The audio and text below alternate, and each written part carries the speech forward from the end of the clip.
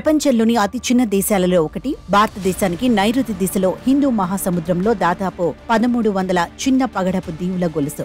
ఈ ద్వీపాలు ఉత్తరం నుండి దక్షిణానికి 820 కిలోమీటర్లు, తూర్పు నుండి పడమర వరకు 130 కిలోమీటర్లు విస్తరించి ఉన్నాయి. కేవలం 200 ద్వీపాలు మాత్రమే నివసిస్తాయి. ప్రపంచంలోని పేద దేశాలలో మాల్దీవులు ఒకటి. దీవులు, ఇసుక బీచులు, స్పష్టమైన నీలిరంగు నీరు, అనేక ఉష్ణమండల చేపలు పర్యాటకులను ఆకర్షిస్తాయి. 21వ శతాబ్దం ప్రారంభంలో స్థూల దేశీయోత్పత్తిలో 30% అందించి ఆర్థిక వ్యవస్థలో పర్యాటకం అత్యంత ముఖ్యమైన రంగం.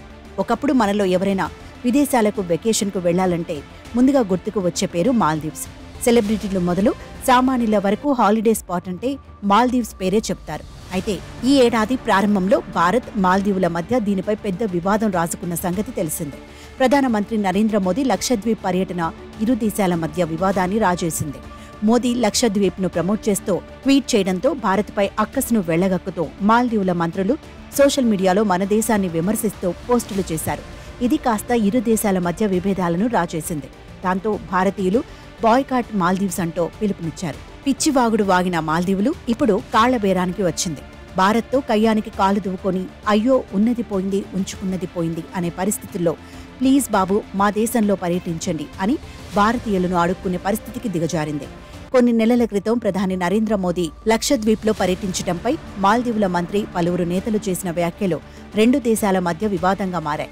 ఈ నేపథ్యంలోనే భారత్ సెలబ్రిటీలు, పలువురు నేతలు బాయ్కాట్ మాల్దీవులు అంటూ లక్షద్వీప్లో పర్యటించాలని కోరారు. ఆ తర్వాత జరిగిన పరిణామాలు రెండు దేశాల దౌత్య సంబంధాలు దెబ్బతినేలా చేశాయి.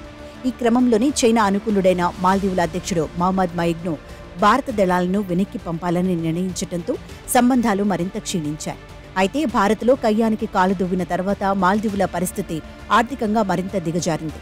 ఒకప్పుడు పర్యాటకంలో అగ్రభాగాన ఉన్న మాల్దీవులు ఇప్పుడు పర్యాటకులు సందర్శించకపోవడంతో ఆర్థికంగా కొట్టుమిట్టాడుతోంది. ద్వైపాక్షిక సంబంధాల క్షీణత మధ్య మాల్దీవులను సందర్శించే భారత పర్యాటకుల సంఖ్య గణనీయంగా తగ్గడంతో పర్యటించండి ప్లీజ్ అంటూ భారతీయులను వేడుకుంటోంది. పర్యాటకంపై ఆధారపడిన తమ దేశ ఆర్థిక వ్యవస్థకు సహకరించాలంటూ ఆ దేశ మంత్రి ఇబ్రహీం ఫైజల్ భారత్కు విజ్ఞప్తి చేశారు. ఇరు దేశాల మధ్య బంధం చారిత్రకమైందంటూ ఫైజల్ గుర్తు చేశారు.